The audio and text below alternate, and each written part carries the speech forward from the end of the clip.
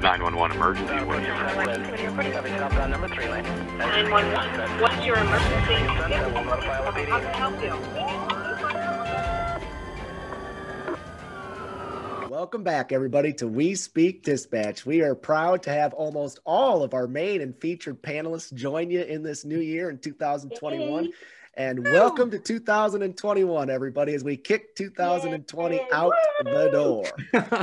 So one of the things that we have not discussed yet on We Speak Dispatch is the topic of fire call taking and fire dispatch. So I wanted to start this year with a training on fire. So first of all, Glenna, does your agency dispatch for fire, or do you just take the 911 calls and transfer them?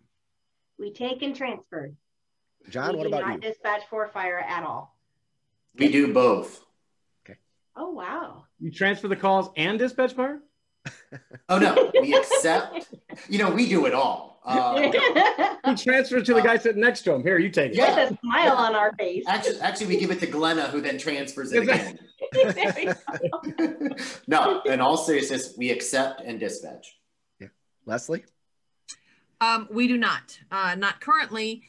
We are looking into the possibility in the semi-near future, 3 to 5 years, of becoming a police and fire dispatch. But right now, they're primary PSAP, but then we do transfer it over to the fire department.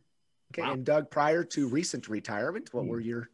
We did not dispatch fire, but I will tell you, in the last 10 years, I have taught at so many fire dispatch centers that only dispatch fire. So I've got a lot of anecdotal evidence of that. So yes, I see what they do, and I think to myself, no. And one of the things is we also, John, are similar to you. We take the calls for fire, enter them, and also dispatch them, and including participating in their fire accreditation process. But the reason I wanted to start with this episode is Doug mentioned that he goes around and he also teaches at many fire places. And I also saw one of Doug's fire presentations, and one of the questions that he said we should ask on all fire calls stuck with me even to this day. So I'm going to go with him last. Wow. And I'm going to kick it over to Leslie first. If you take a fire call and think a little deeper than normal, besides the address, the phone number, get everybody out of the house, what's maybe a call that you would ask of somebody reporting something on fire? What's a question that I would ask? Yes, a question you may ask them besides their address. Or would you say, please hold, let me transfer you that to the fire dispatcher? Wow. Are they breathing? I think because when we transfer, I do listen to the calls for service. So I think that I would ask questions about scene safety, maybe. I don't know.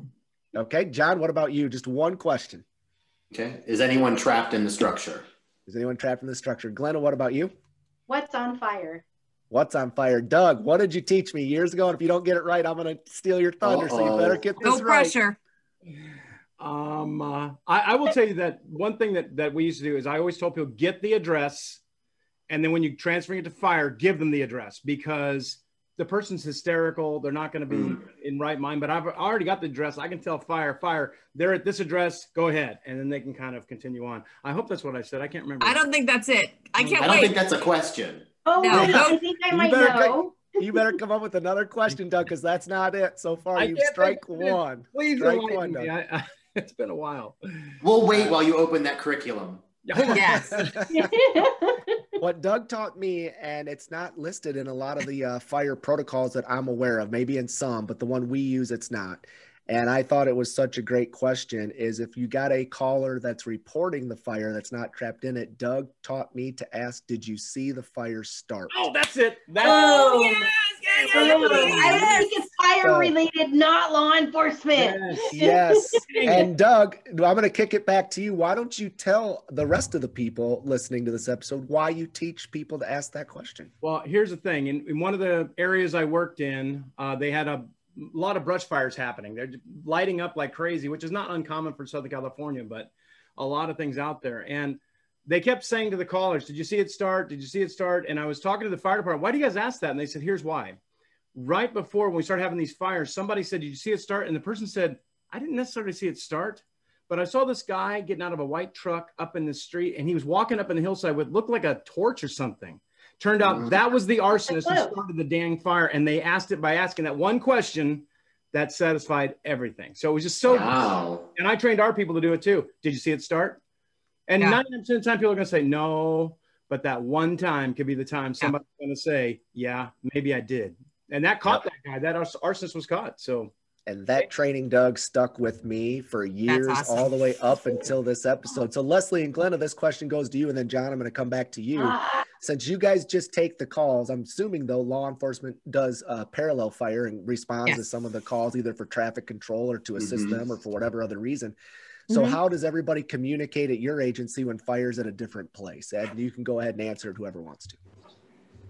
Well, so at my agency, we do put in a call for service because we took the initial, and we'll broadcast it out to our units that, hey, the fire department is rolling to this address for just a brief, difficulty breathing or lift and assist or something like that.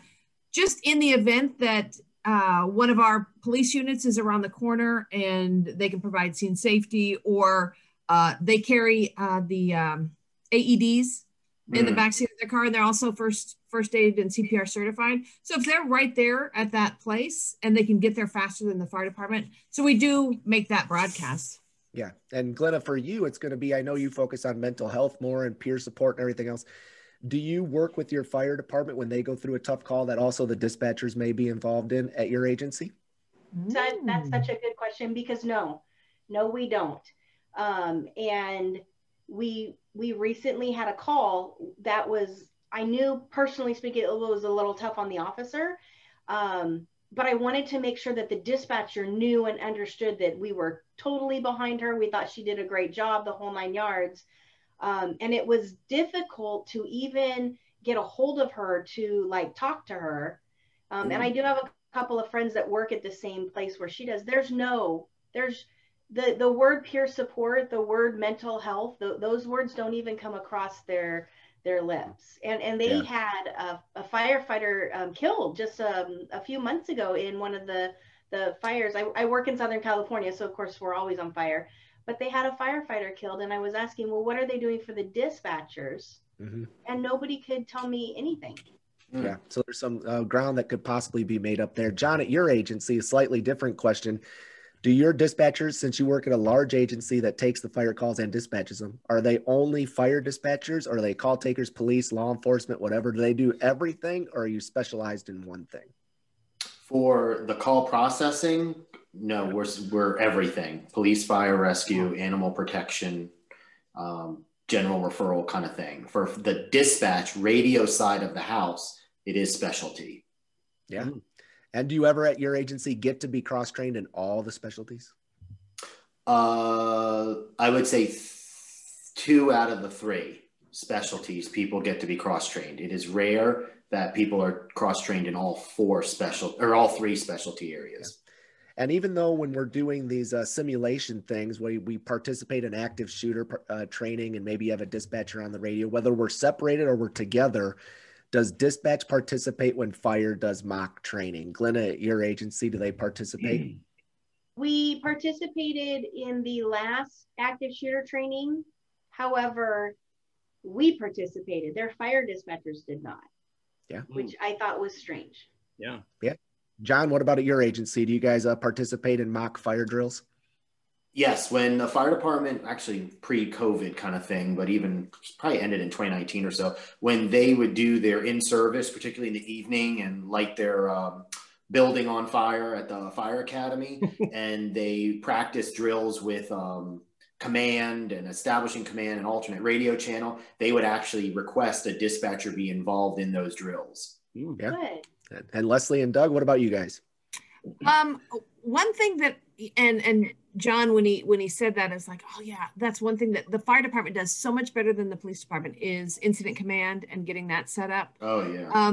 We don't, and just this topic, Joe, is starting my wheels turning about, okay, we need to work better with our fire department and the fire dispatch, because, for example, like I said, we'll take the initial 911 call and then we'll transfer it over. if that were a police call, I'd be looking at previous calls for service. I'd be looking at history. I'd be making sure that, you know, where we're going is safe. And I think sometimes the police dispatcher, as soon as they hear, oh, it's a fire call or it's a medical call, oh, whew, I don't have to worry about it. Right. And I think it's a reminder for all of us that even if you're not dispatching the fire department, you're still sending public safety to that scene. What is your role as a public safety dispatcher to make sure that those responding are safe? So, Joe, this is a good one. I'm going to be doing some things when I go back to work as a result of this topic. So awesome. What about you, Doug? You know, I will tell you that a couple things is I worked in an area that had mountains, and we dispatched all the way up 8,000 feet to the top of these mountains where it was something. There was a lot of big fires up there. And when the fires started, the animal life that's up there, the bears, the mountain lions were coming down in the city, walking around down there. And we were getting tons of calls from citizens saying, oh my God, there's like a mountain lion standing here. And it's like, we were sending our officers out to this stuff. Even though it was a big, huge brush fire, somebody had to go out there and take care of these wild animals that were all over. Yeah. So that was a big thing that we were kind of talking about at that agency. I wouldn't have thought of that either. Yeah. It really created havoc. And I'll tell you, I just talked to a battalion chief for one of the largest fire departments in California, just day before yesterday. And he was saying that he goes, man, we really do need to train together, because he just took over this comm center thing. And he's like, I really don't know that much about dispatch. And he goes, I would love to see what you guys do as opposed to what we do. And I'm like, man, you should make this thing happen. So I gave him some reference numbers and stuff to call. So I hope they do make it happen. I think it's valuable training to train with fire dispatchers. So one of the things that I'm going to throw out, since we dispatch for fire, but it's for my previous agency when we were countywide, is a lot of fire departments in smaller states are volunteer. Oh God. And that is a completely different learning curve and everything. And so when you're paging them out, they respond from their house or their work, and then they go get the vehicle, and then they go. So you also have to talk about fire training for these smaller agencies that rely on volunteers. So a quick shout out to all the volunteers. Thank you for volunteering and helping keep your community safe. Secondly, I want to say our fire department has assisted us. They've involved us, and I am super proud of our fire department. They gave us an award, a community service award, for being an entity that helps them accomplish their accreditation goals to the whole department. Nice. They helped certify us in CPR training. And during a recent derecho that hit us as an inland hurricane, we had an assistant chief come up and sit right next to our dispatcher, providing her a sense of security and also listening to the multiple radio channels that we had going on, because we've trained them on our end and they've helped train us in CPR and keep us involved. Get your firefighters involved is my recommendation. Yes. Wow. And one of the websites I want to give out there, if you're thinking of coming up with a mock training, saying, how do we do a mock training and what should the simulation be? And you want to have everybody work together or train together. I don't know where I heard about this website, but it's a great one. It's called firefighterclosecalls.com. Oh yeah. Firefighterclosecalls.com. Yeah, you can read about certain situations where a firefighter either did get injured or how they almost got injured. And you can maybe create a simulation to involve your firefighters in training them. So that's our recent edition for We Speak Dispatch on fire dispatching. And we welcome you all to 2021. If you want to see us, we are on all sorts of social media platforms at YouTube, Facebook, Instagram, and Twitter. But we also are launching, and we've already launched, a fan club of We Speak Dispatch. I'm going to kick it over to Doug to tell us a little bit more about our fan club. Ooh. Super easy. All you got to do is send us an email to wespeakdispatch@gmail.com. We will send you a sticker that makes you part of this thing. All we ask is that you take a picture of wherever you place it. And if you go to our Facebook page, you'll see I've got a lot of pictures of where people have been putting it on bottles and lockers and all kinds of things out there. And I will tell you, if you're not a fan of this thing yet and you have not submitted, do it now, because after the first of the year, we got something super special coming out for people that are part of our fan club. So won't say much more of that, but it's coming and you better be ready. And if you want to be a guest on this podcast, you can email us at wespeakdispatch@gmail.com. We'd love to have your comments. You can email us, bring your topics to 911 dispatchers throughout 2021. And a special thank you to all of our fans. I love doing this in the United States, Canada, Qatar, Ireland, Germany, Russia, Madagascar, Singapore, Taiwan, and our most recent one, New Zealand. So thank you for listening to us worldwide. Love it. Russia Yes, and collusion now. There we go. welcome to Madagascar's still my favorite. 2021. Yeah. Welcome to 2021, everybody. We'll see you on a future episode. That's it, everybody. Bye, guys. Have a great one. Hey, it's Michelle, and you've been listening to another great episode of We Speak Dispatch, proudly sponsored by our friends at Zybex.